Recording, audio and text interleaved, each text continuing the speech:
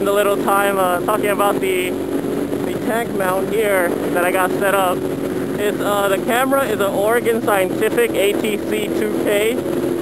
It's made for I think ideal for bicyclist helmets, how they have those air vents on top of their helmets, and the straps will strap around there pretty easily, and it'll catch a great deal of footage. The mount here is off of eBay. If you put in your bike's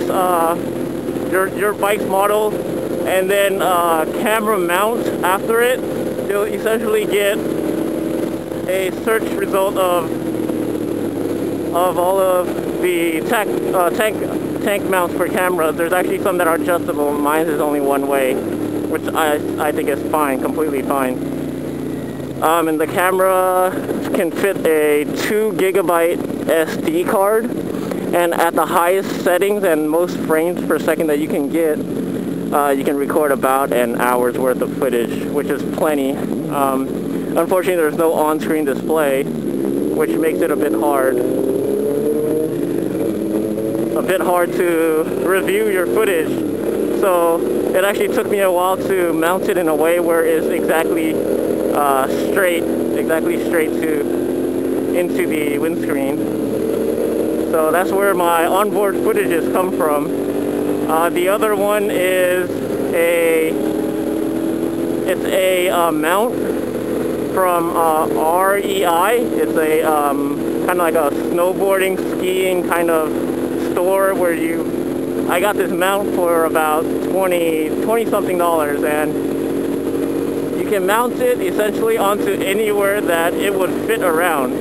It's just a clamp that you can clamp on by screwing, and then the end is another screw that attaches to most cameras, as long as you have that, the little inlet for tripods, mounting tripods and all that. Most of the screws are universal, so it'll fit a lot of cameras, but not all. And that's how I get the footages of the rider behind me, or of myself leaning. I haven't tried much or experimented with it to see where else it would mount and how much it can hold, because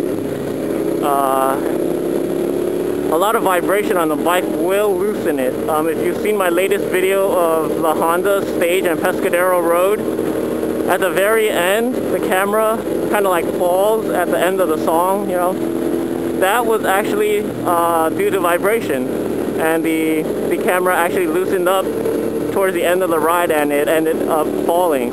Luckily, I had the camera tethered or strapped through a string and wrapped it around the grab bar, and luckily that saved it, because I was actually thinking, oh, it's not going to fall. I mean, they make it for a reason. However, they didn't make it in intention for bikes. So luckily, I saved that and my camera and my footage. So good stuff. So make sure if you ever do any exterior mounting that's detachable, you want to, secure it or back it up in case that mount fails. And I like to secure the camera more than the mount. That way, if the mount comes loose, the camera is closer to the securement, where there's less movement for the camera to damage itself on the ride until you find out. So yeah.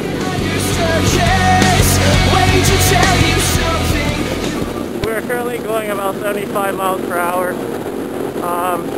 I did say that this was a Mellow newbie-friendly ride, and I am still sticking to that. I didn't explain that.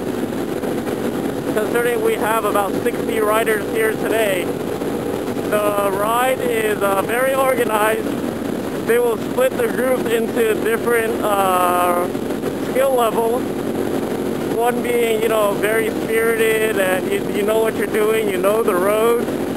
And the last group, however many groups there are, is for the newer people. So, though it may seem we're going pretty fast on the freeway, the slower group, because this is actually group number 3, which is pretty much in the middle, the last group will go a lot slower and make it easier for any newbies, any new riders that are still trying to get familiar with riding and on the bike and stuff. And yelling like this is really taking its toll on my voice. So, I mean, I think we're heading towards the end of the ride now.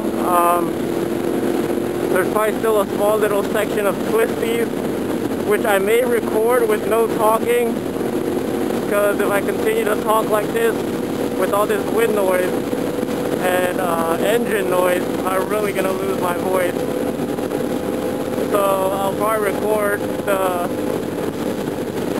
the road, but there probably won't be any commentary from me during that point, at least until we stop and I don't have to fight talking over something.